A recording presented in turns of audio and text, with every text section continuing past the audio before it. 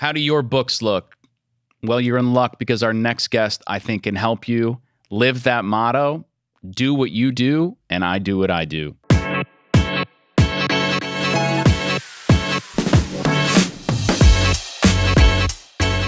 Welcome to the Field Famous podcast, brought to you by FieldRoutes, a show that shines a light on the field service industry and the dedicated professionals that grind every day on their journey to success. I am your host, Dr. Christopher Fasano, and before we begin, I want to remind you the best way to get new episodes of the Field Famous podcast is to subscribe on your favorite pod player, whether that's Apple Podcasts, Spotify, Google Podcasts, wherever you find a podcast, you will find the Field Famous podcast. Also, the show is available in video format. If you prefer to watch the video, you could do so. Go to BeFieldFamous.com and you can subscribe to YouTube right there.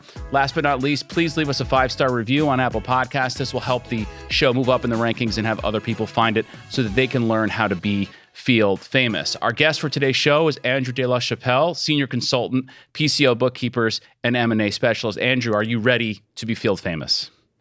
Let's make this happen. Let's make it happen. I'm looking forward to it. Let's go. All right. So Andrew and I are both in a air conditioned situation because the air conditioners get picked up on the microphone. So if you see us, doing some of this here, just bear with us a little bit because it's the temperature is going to get warm.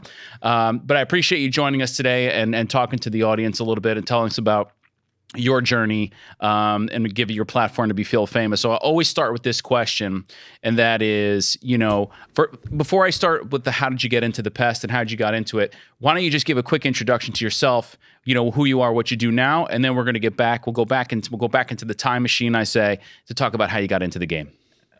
Gonna be one heck of a time machine. Let's go. Let's get it going. So I'm Andrew de la Chapelle. I'm with PCO Bookkeepers and M&A Specialists. I joined Dan's firm roughly about 3 years ago. Out of just a quick call, I had a tax question, and one thing that led to another, and joined them literally like 3 to 4 weeks later, and have loved it ever since. So it's a great company. It's a great role that I'm in. Just really enjoying life these days, and I appreciate everything that Dan and his team does. And it's an exciting role. It really is. So, exciting company. By the way, as well. I love when things happen like that. Right? It's just a phone call turns into something that like really gets your life going in a way, and love when that happens. Sometimes it's just as simple as a phone call. Before we get into what you're doing now, let's hop in. We got enough energy that we can go back in time because we don't have any electric and the air conditioners. So let's go back in time. Pest.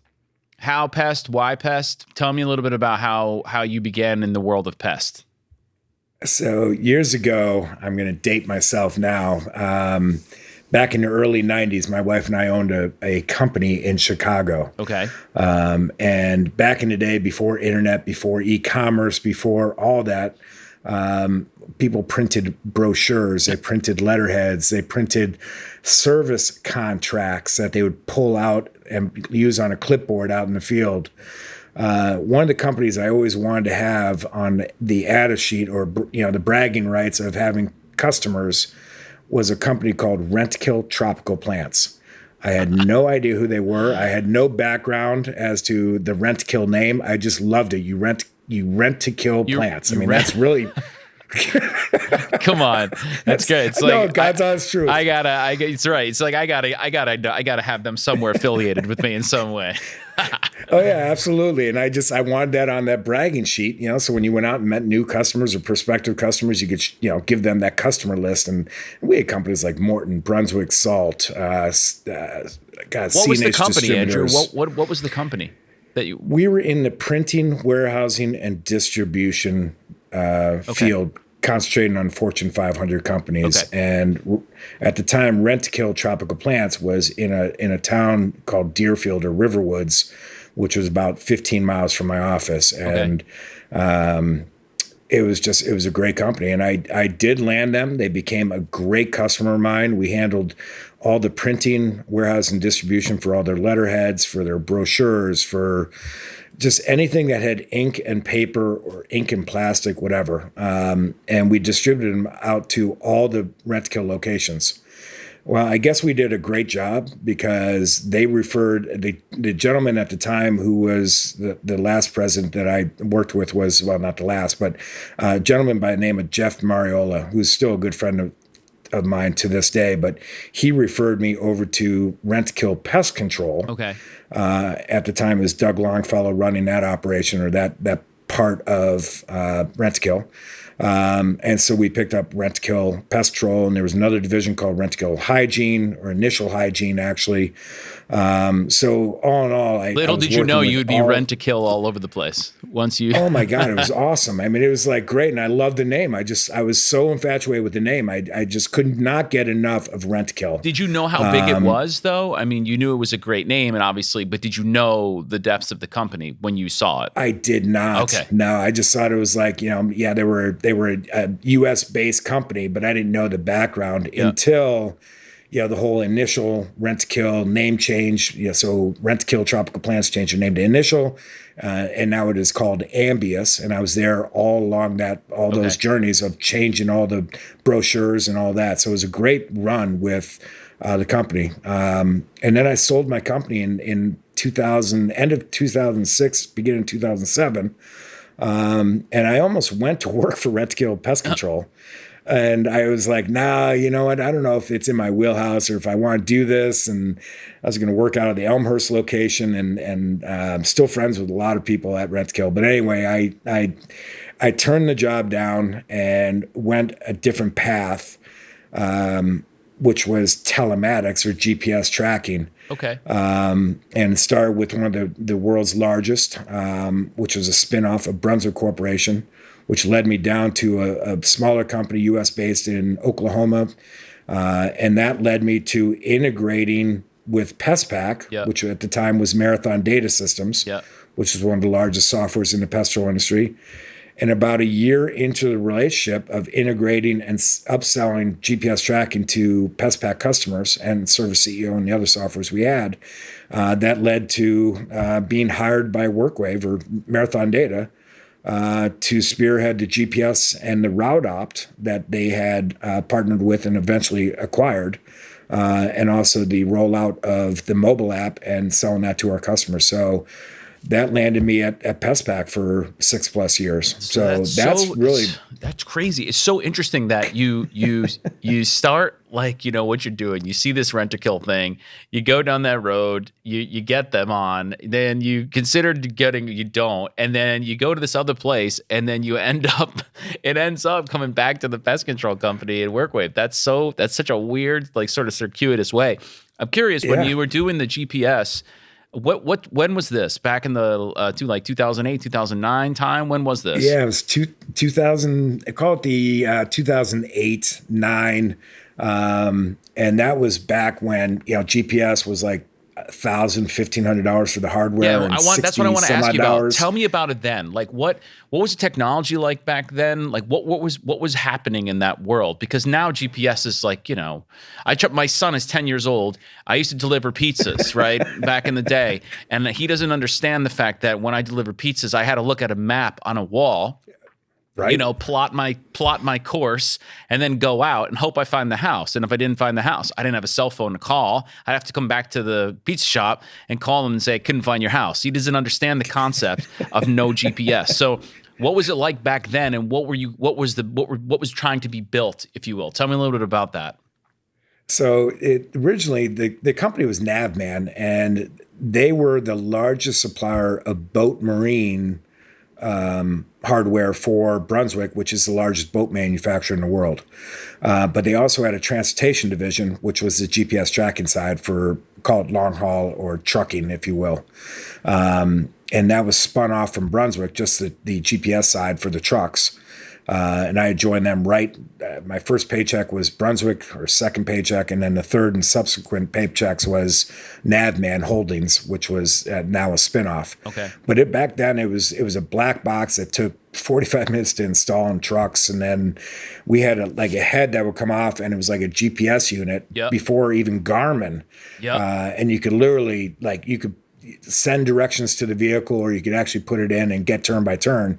But even then, it would say you've arrived, and you could have been 6 houses away from the actual destination. Right. Because latitude and longitude wasn't as sophisticated today, or back then it is today. So it was. I tell you, that was a great time to be in the industry. That's where money was made. Yep. Today, people are hawking it for $19, $20, and you're like, try to tell an investor that it's a great industry to be in. No, it's no. So then when you sort of came around to back to the pest control industry, there must have been there was a big gap there and a need for GPS and routing. Obviously, it's a major component to field service to pest, but they didn't have. What was the situation like regarding GPS in that industry at that time? Again, great time to join WorkWave, Marathon Data. I still thank the teams that I worked alongside, even Chris Sullins and others that really drove WorkWave to the level it became. But I will tell you that it was awesome, because if you think about it, PestPack is a really great software. And they had a great customer base. Back in the day, it was, for the most part, it was ServSuite and it was PestPack. That was it. Today, it's ServSuite is now owned by ServiceTitan, which also owns FieldRoutes. And FieldRoutes, I will tell you, if I look on the PCO bookkeeper side, is probably represents 50% of our customers use FieldRoutes. So it's become a really solid platform. It's really gained its way into the industry. But back in the day, I remember having a conversation clearly with Sullins and saying, look, you're not integrated with anybody with GPS. There's revenue to be had for both of us, for the company I'm with and for Marathon. It's recurring revenue, which everyone loves. Right. It's I won't say guaranteed, but it's nice recurring revenue. And we took it, we ran with it, we did really, really well. So we upsold existing customers GPS. And it was GPS is like pest control. It's a very fragmented industry. You got your big players, you got your small players, you got everyone in between. It's just a huge industry. And that was way it was back then when we were selling GPS to our PestPack customers. It was a wide open landscape. I mean, it was like every customer was a potential customer. And so when you say GPS to these customers and upsell, this is for in their vehicle GPS, or is this for dispatch and routing? This is just like where they're going, how they get to the home, how they get to the place. Yeah. So what we had was a black box, much smaller than the previous generations of black boxes, and then we was tied in with a Garmin unit. Okay. So there's certain Garmin units that could actually communicate through that black box, and a unique position we took at with PestPack was a bi-directional API. So what we could do is we could send at the beginning of each morning, we'd send all the jobs that were scheduled to the techs to the trucks, and they would literally they would all be scheduled on that Garmin. So he could literally hit go and go to his first stop. Okay. And then complete that, go next stop. So you didn't have to type in there, I'm going here. Nope. It was all stacked, ready for him just to hit go, go, go, go, go.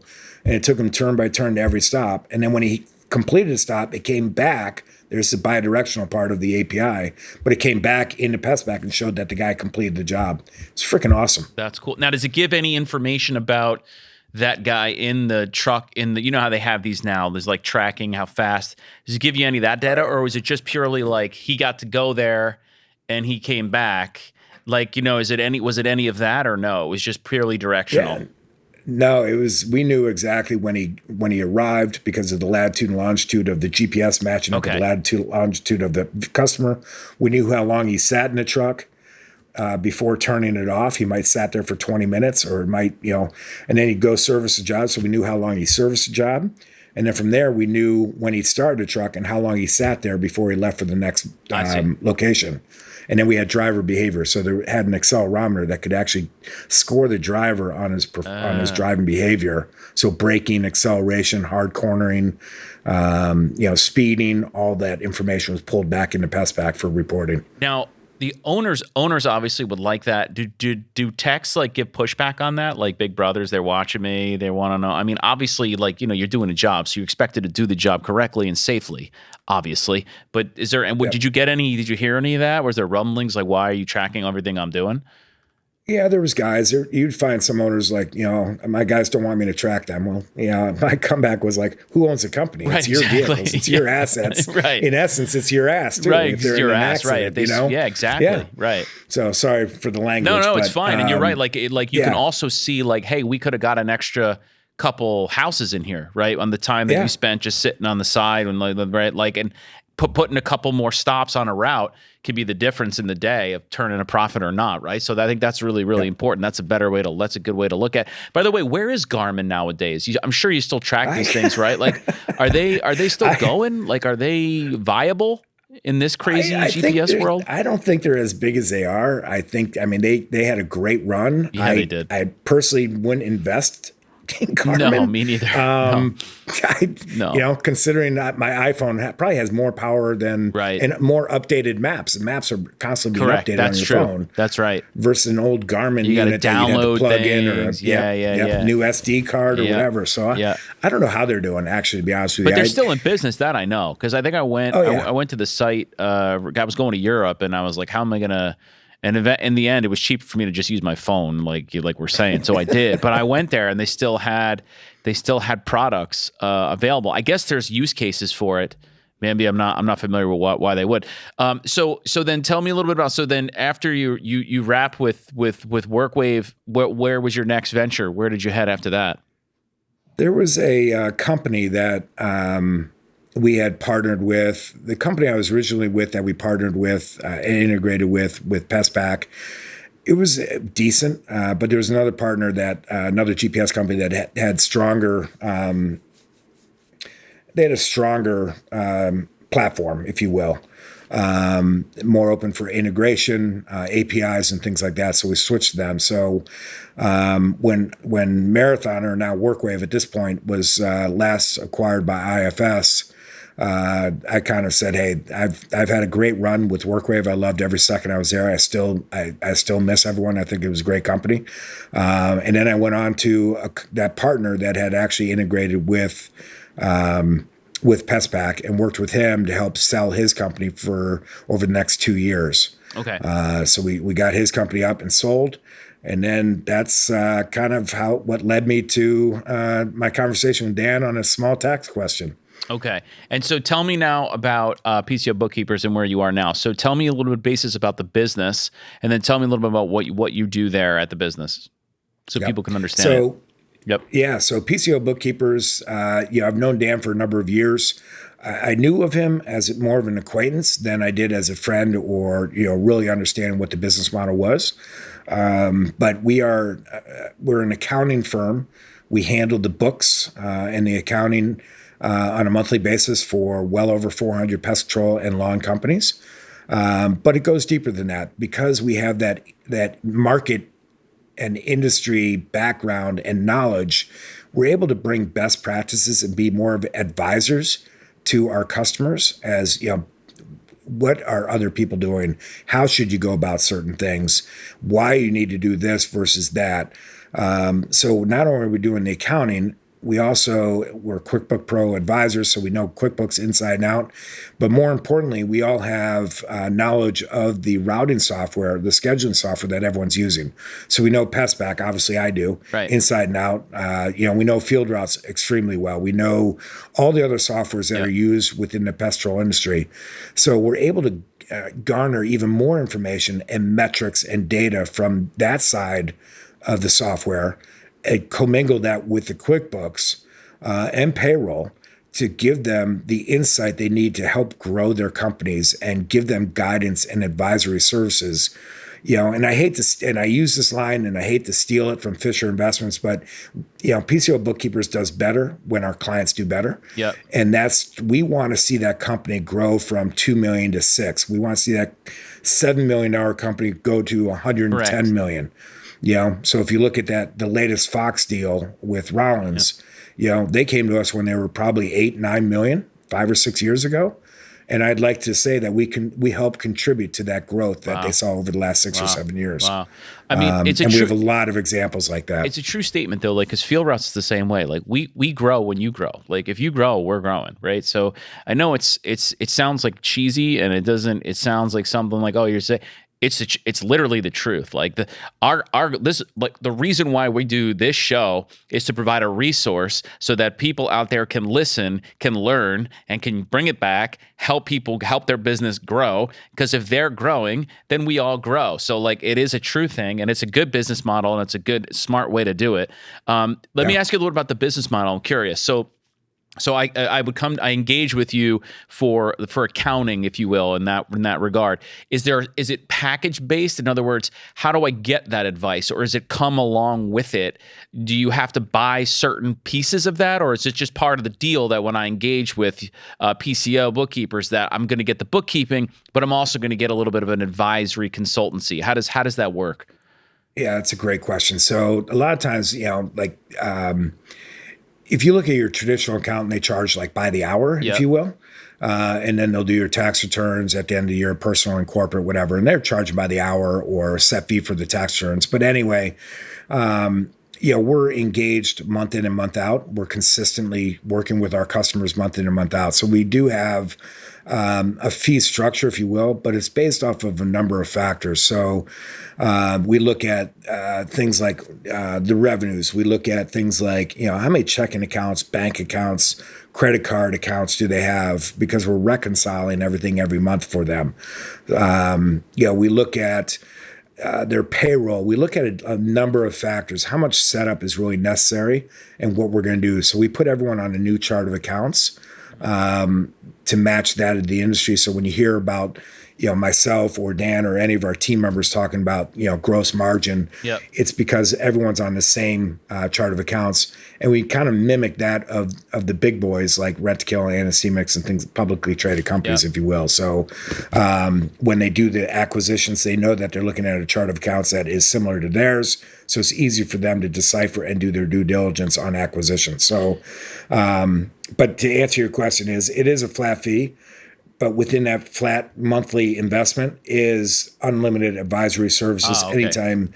If you're going to go out and buy a vehicle, call your advisor and say, hey, should I be buying it? Should I pay cash up front, or should I put it on a loan? Should I lease it? Maybe you're buying a building. You're considering, right now you're paying $4,000 a month leasing a building. And you have the wherewithal to go and purchase a building, or maybe the landlord comes and offers you to buy the building. We'll work with that owner to look. Let's look at the forecast of what that's going to mean, or your cash flow and everything else. So we're actually working with our customers aside from the accounting, which represents a small portion of the efforts that we're putting forth. That advisory side is really the key of what we provide to our customers. Do you find that are there common pains in accounting and bookkeeping in Pest? Like, is there common, I want to use the word problems, but things when someone comes to you, do you see this a similar thing, or is it just that like anything else? I always say, like, you do what you do. Like a lot of people in Pest, they're not accountants. They don't do that. That's not what they do. So obviously there's going to be deficient in certain ways. So they come to someone who knows what they're doing and cleans that up. So do you see like common, I don't want to use that word, errors or mistakes or common problems when people come to you and are like, I need help? I really see, when I first start working with a client, there's two things I see. One is I don't want anybody to read this the wrong way, but they're using a local accountant. Okay. That local accountant is using a standard chart of accounts. He sets it up as sales and, expenses, a typical chart of accounts.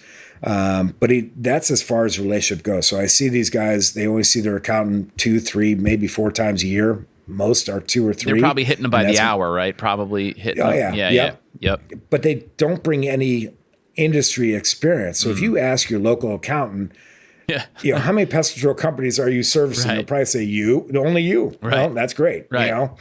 But they don't bring that expertise that we bring. Right. If someone asks us to do an auto repair shop, we'd probably turn them away because that's not our niche. Right. So we're going to turn it away. Right. The other thing I see, and this is my 20 plus years in this industry and working with hundreds, if not thousands of pest control companies, accounting, they can kill bugs like there's no tomorrow. Right. I'm telling you, they are the most knowledgeable people in the world, more educated than most across different industries, with having to be licensed as a technician, operator, and then you have your ACE and your BCE and all this stuff. So there's continual licenses and all this stuff and studying. Very smart people, but they're not accountants. Correct. They were never trained in accounting. Right. They never went to school for accounting. They have no accounting degree. And then when you look at the makeup of the company, again, you might see Sally up at the front doing accounting, but she was thrown in that position. Right. She was a phenomenal CSR turned accounting person. Right. With no, Right. with no education. So I see those two things constantly in and out all the time. Yep. And, and that's when that's when I love working with these people. Right. I mean, again, like it's, I live by the, like, it's don't be a hero. Two things I live by: don't be a hero and do what you do. Right. Like you do what you do and I do what I do, and together we can do it great. Like, but if you, once you try to do everything, right, then you're not doing it the best you can do. And I know for example, in accounting and tax, especially, and I want to get to M&A and that part, like there's a lot going on there, right? There's a lot of stuff there that puts you in a better position if you're trying to exit and you're down the road and you're looking to get out. I got to imagine that if you have a setup and your accounting and your books are nice or in a good, more of a clean shape, it makes it a lot more attractive at the end when you're looking to exit. I want to talk to you a little bit about that. So tell me a little bit about the M&A side. Is that a separate service, or is it part of this that, like, if you engage with me on bookkeeping and then I say, hey, Andrew, 5 years from now, 3 years from now, I'm looking to exit. Can we start, like, so tell me a little bit about how you approach that part of the business. So part of it, I mean, it's PCO Bookkeepers, there's PCO M&A Specialists. Now it's combined into one name just because of the marketing and just the overlapping and everything else. But in essence, if we are, obviously we do the books for the accounting and advisory for over 400 companies. Well, a lot of these guys are, one of the reasons they joined us was to better understand their numbers and to grow their business. But at the same time, every business owner has hopefully an exit strategy, whether that's through succession to their children or whoever, or just to sell it outright to one of the strategics or private equity or whatever. But, that's why a lot of people do use us, is because they'll get the expertise on the accounting side. But when the time does come that they're ready to sell, they know that their books are in good order. They know that, we know that the strategics love how we do accounting. So when they do put a letter of intent in or goes through due diligence, they know the numbers are spot on. They don't have to second guess and bring an army of accountants in to dig further into the numbers and do the due diligence. They still do, trust me. But they don't have to bring 85 guys in. They can do it with like 5 or 6 guys. Right, because one of the major things that they're going to be looking at is like, what's your money like? I mean, that's what they're looking at, right? Like, how clean is it? What are your numbers? How are you profitable? And like, they're not just going to take your word for it. Right. So they're going to dig in. And like, I think what you're saying is like, you provide an expertise and a strategy and an organization that allows them to feel a little more confident in what they're about to get themselves into, right? Rather than just going to Bob's Pest Control and Sally's doing it with Bob on there. They're going to be like, all right, we're really going to have to dive in here because we don't know what the hell we're going to find. Yeah, we had a deal a couple of years ago, maybe 3 years ago, 2 years ago. I don't remember. But I remember when he came to us, he was not an accounting customer, but he came to us to sell his business. We actually went back 3 years and rebuilt all of his books because the way that everything was set up and everything, all the cash flow and all this stuff, he would have never made it through due diligence. It would have been knocked out immediately. So, you imagine the time and effort it took to even if you have a good business, it won't matter, right? Is that what you're saying? Oh, yeah. Great business. Yeah. Great business. But just, yeah.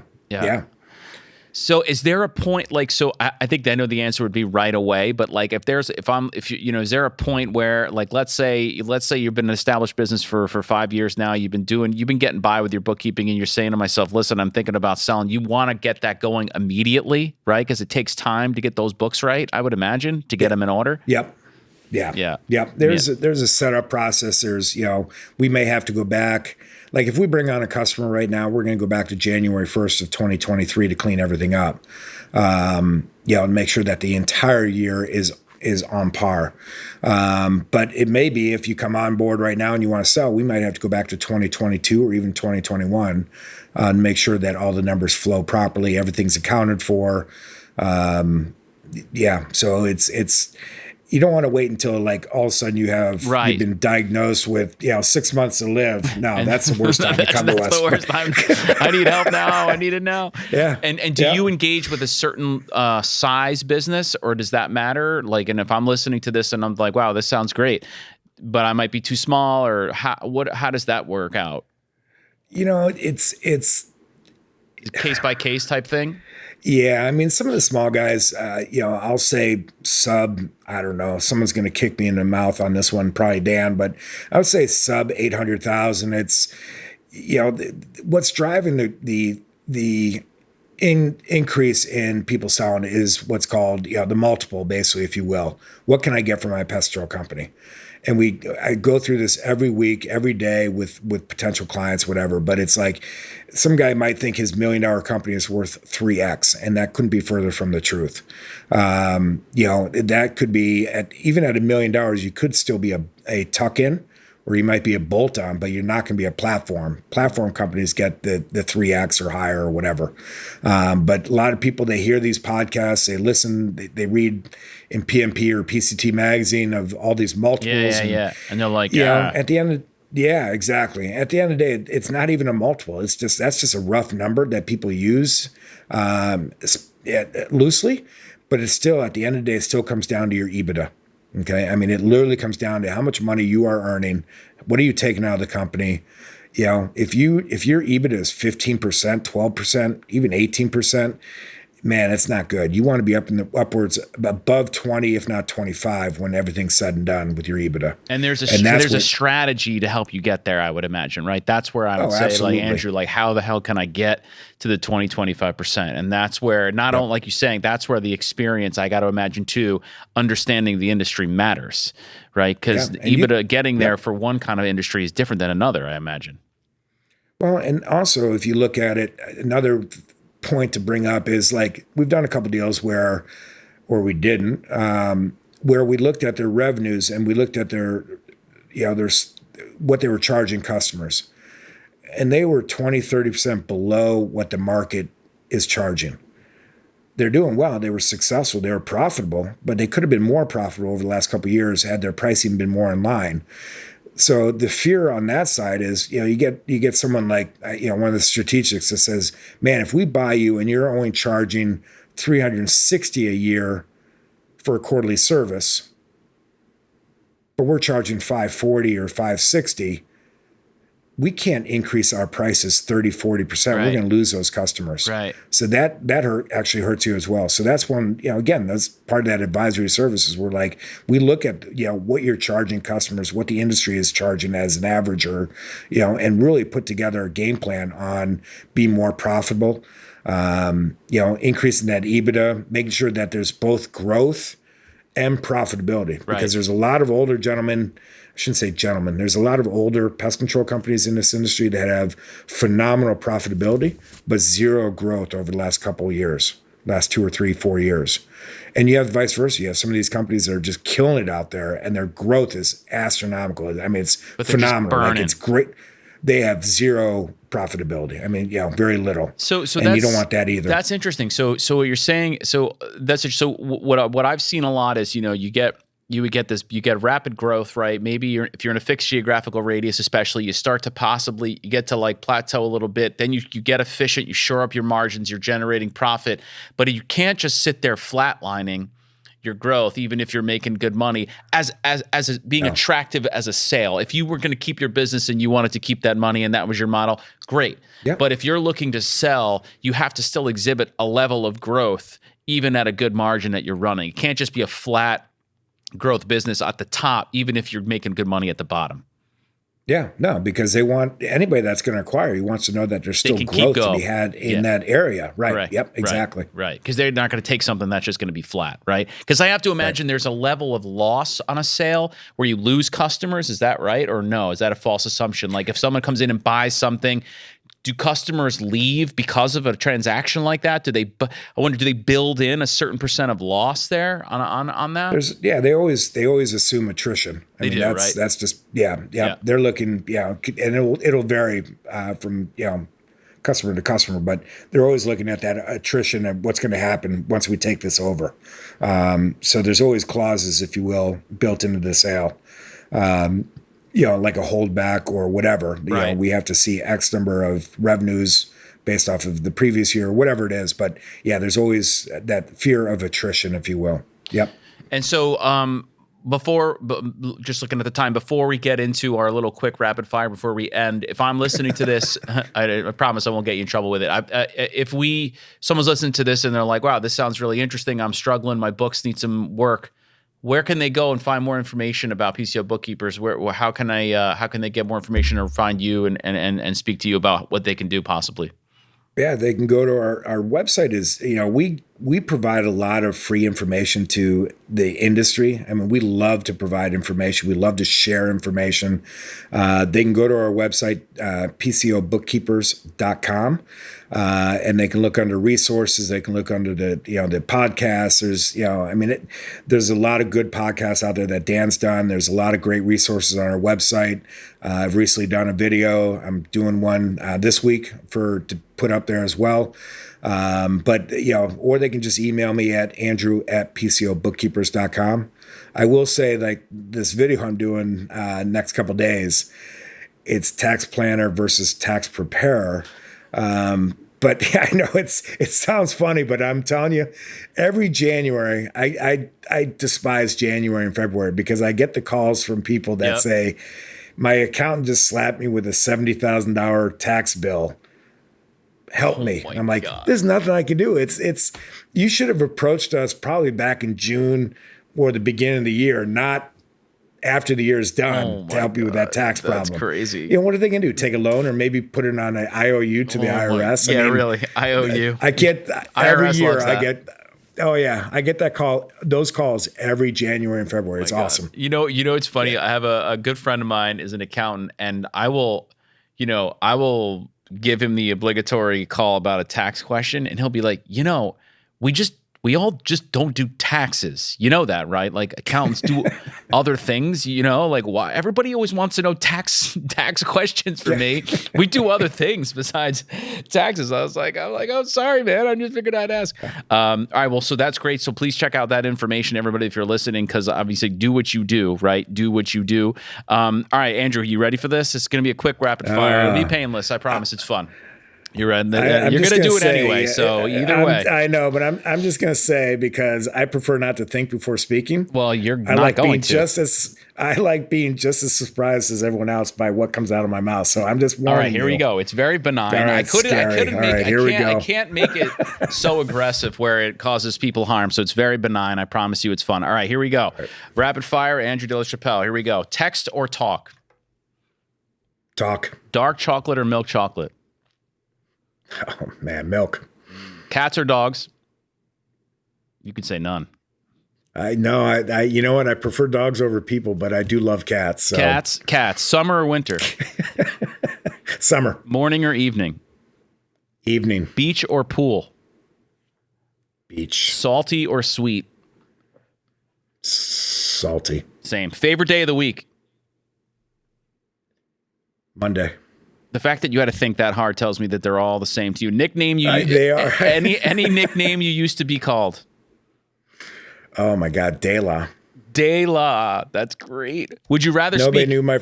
Would you rather speak every language in the world or be able to speak to animals? Speak to animals. Everybody says that. How long does it take you to get ready? 2 minutes. Scale of 1 to 10, how good of a driver are you? According to you. 10. Okay, if I was to ask your wife or significant other, would you say 10? That's not a question. That wasn't on there. That wasn't on there. No, she probably would say that I'm a very good driver. That wasn't. I have to be. That wasn't on there, but I threw that in. Invisibility or super strength? Oh, super strength. Rats or mice? Oh my God. Let's go mice. Bees or wasps? Bees. If you were really hungry, would you eat a bug? No. Couldn't do it. I lost the audio. I lost it. Hold on. I know they do 1 that. sec. Like. Oh, you know what? My headphone just went out. Hold on one sec, Andrew. If you can hear me, hold on. Is he frozen? I lost him too. Hold on. That was the last question anyway. Oh, yeah, there you go. We're back. Andrew, can you hear us? Yep. Can you hear me? No, I can hear you. One sec. Nope, no, he's me. going. Oh, on your end. One sec. I can't hear you. 1 second.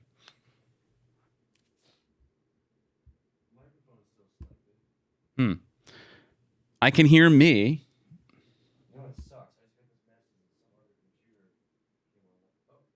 There you go. You there? Andrew, can you say something? I'm here. There you go. All right. We lost you for a second. So I'm going to ask you that one last question one more time because I think we cut out and then we'll edit it in. If you were really hungry, would you eat a bug?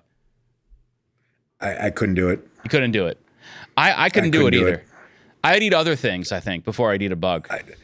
You know what I mean? I think but like I couldn't crunch. I couldn't crunch into the bug. You know what I mean? The thought of the crunch, no good. All right, you did great. A delicacy overseas, no over Asia. It's not a delicacy for me. It ain't no delicacy. See, you did great. That was benign. I'm a dark chocolate guy. Not a milk. See where we vary. I'm a dark chocolate guy, not a milk chocolate guy. Beach or pools, tough. Salty, definitely all day. Dogs or cats, I don't do either. Scale of 1 to 10, I think I'm a 10. And I'd go invisibility.